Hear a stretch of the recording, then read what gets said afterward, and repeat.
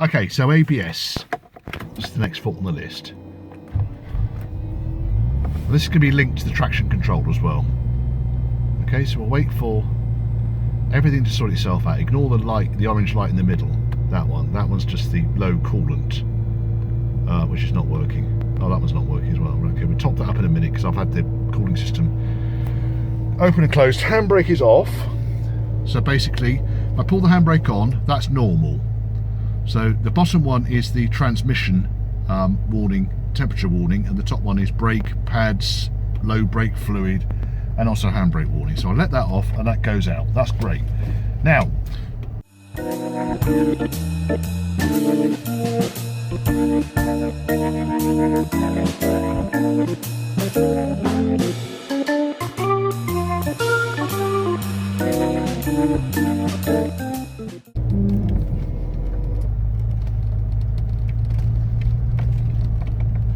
so the ABS light is not extinguishing. Okay, so what do we do next? Well, we know the system is pressuring because if the system wasn't pressuring, then that brake light would also stay on. Okay, so it would indicate the ABS system is not up to pressure. So if I was to let the handbrake off while the system was pressuring, oh, it doesn't do it once the car's running. But if you let the handbrake off and the system hasn't pressured up yet, then the brake light and the ABS light will stay on. Ignore all the other lights flashing around there, generally being irritating. So what do? We buckle off round to the passenger side of the car. I've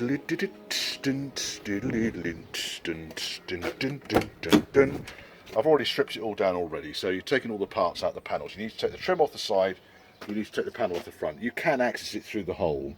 And what you're looking for is this little blue plug here.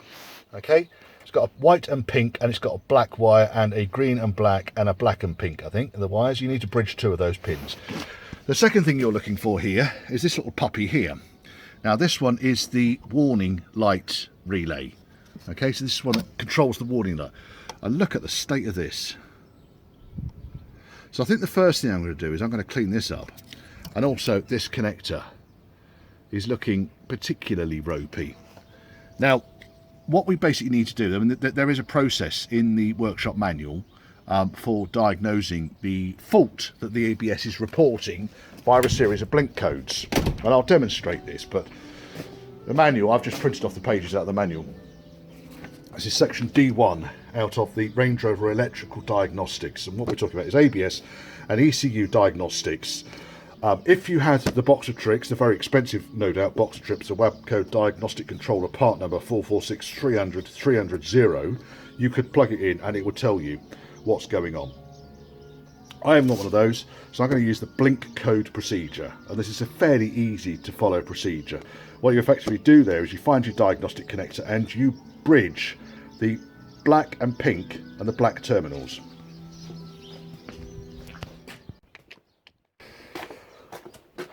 It's actually a lot easier than it sounds, because you've got 2 black wires on this connector. There's one there and there's one on the other side, and that one on the back there is black and pink, and the one on the front there is black. So you need to connect these 2 black wires together that you can see there. All I tend to use, paperclip in the past, nice big chunk of chunky cable, so I plug that in like that, removed the relay, pause it. Right, I got a bit bored with reaching over to the passenger footwell, so I've just got a couple of test leads here which will connect these 2 together. Bomb, bomb. Right, so I can connect and disconnect now without reaching over the passenger footwell. So lights on.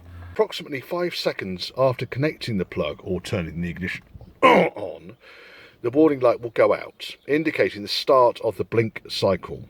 Okay, so you need to basically follow the startup code first of all, where it pauses for 2.5 seconds, then it flashes for 2.5 seconds, so the light goes on for 2.5 seconds, all right?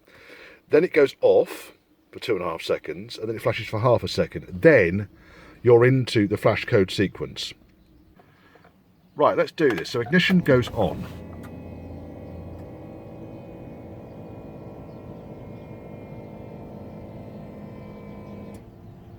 Long blip. Short blip. 1, 2, 3. Oh, 2. 1, 2, 3. So 2, 3. And then it's doing it again for me now, yeah? Short blip. 1, 2. 1, 2, 3. So that's 2-3 is the error code. All right, so now we go back to the manual and we turn the page. 2-3 indicates ABS pressure switch, start diagnosis at test T. Right, so it's telling us that there's a problem with the ABS pressure switch. That's interesting, isn't it? That's a good one. Right, what I'll do next, because this pressure switch would appear to be working, but I'll have to go through. I'll need to print off what test T is. That's this fella here. Okay, find out what that problem is. What we do need to do, though, is to clear the codes.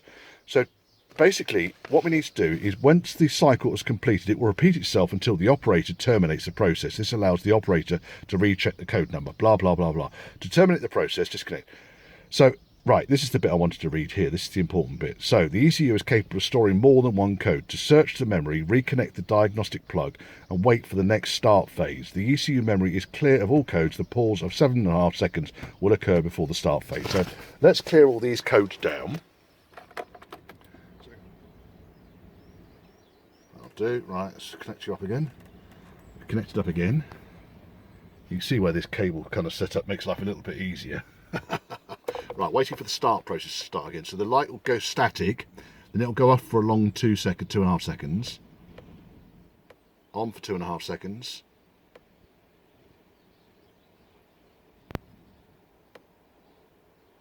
Right, this is the 2.5 seconds where it goes on at the start of the process. Now a short flash, 2.5 seconds. Then we're going to do the first sequence for the next code. 1, 2, 3, 4, 5, 6, 6. 1, 2, 3, 4, 5, 6, 7, 8, 9, 10, 11, 12. So 612 I got that one as being. Disconnect again, get the next code. Some of these codes are going to be historic, so I just want to go through them all and clear the lot. So we're off now for 2.5 seconds. This is the start of the start sequence. Right, on for 2.5 seconds, off for 2.5 seconds. On quickly, off for 2.5 seconds.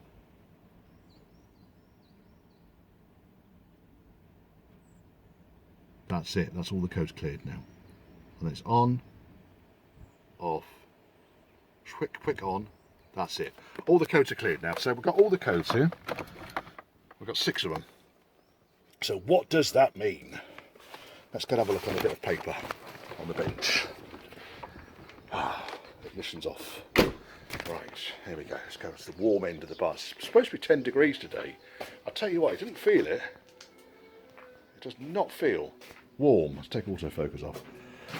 Right, so the first code, 2-3. 2-3 indicates an ABS pressure switch start diagnosis test T. So we're going to have to do that one because I want to make sure that that is okay. It could well be that that's a historic code. Turn the radio off. Historic code where the ignition was turned on and the pressure switch was disconnected. Okay. Next one, 212. 212 indicates that the right front wheel speed sensor air gap is too large. Check sensor ring run out, bearing free play, fit new sensor. That's fine. That's one I was expecting. 214 indicates that left front wheel speed sensor air gap is too large. That's one I wasn't expecting. Then we've got 310. Indicates an open in the ETC NC solenoid valve circuit. Start diagnosis at test R. I don't know what that is. 311 indicates an open in the ETC traction control. Yeah, no valve circuit. Start diagnosis at test S. So ETC is traction control. Yeah. And then we have 612, which is all the way over here. 612 doesn't even fucking exist. That's how exclusive. Oh, we are 612. 612 indicate that a wheel speed sensor has no output signal. This code sets due to an extremely large air gap. Check the affected sensor's mounting and bushing. Replace the sensor if and there we are, right front wheel. So we've got a few codes here to work out. The one I know about is the right front wheel, so I am going to fix that first of all, and that's pretty straightforward.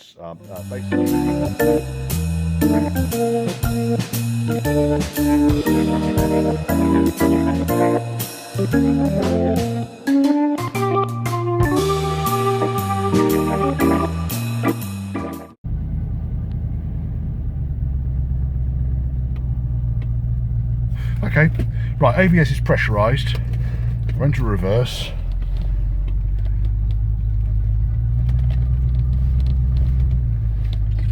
Now,